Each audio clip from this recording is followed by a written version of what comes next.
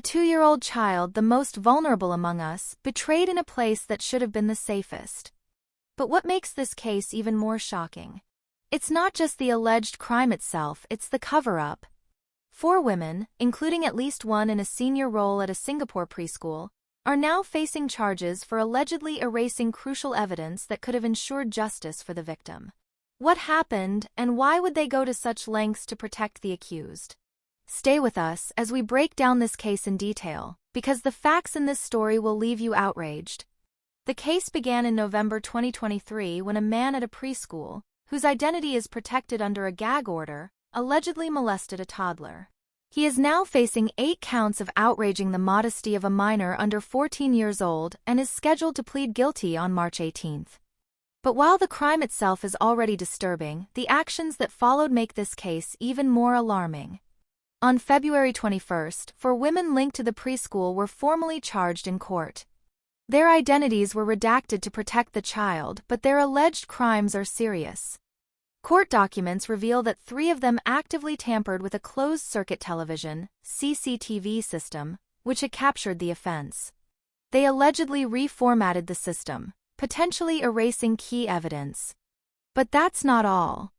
These women also deleted a video clip of the incident from a WhatsApp chat and deliberately withheld critical information from authorities.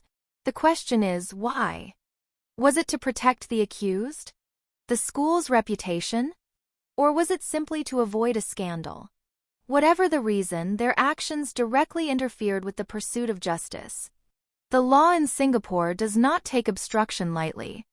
If convicted of intentionally omitting details about the crime, these women could face up to 6 months in jail, a fine, or both. However, if found guilty of obstructing the course of justice, they could face up to 7 years behind bars, a fine, or both. This case raises major concerns about preschool accountability and child protection. How was the school handling staff oversight? Were there other red flags that were ignored? And how can Singaporean parents ensure that their children are truly safe in educational institutions? The fact that a high-ranking individual from the preschool was allegedly involved in the cover-up suggests a systemic failure, one that may require stricter regulations and transparency in how such institutions handle abuse allegations. If not for the ongoing investigation, would this crime have ever come to light? This case is far from over.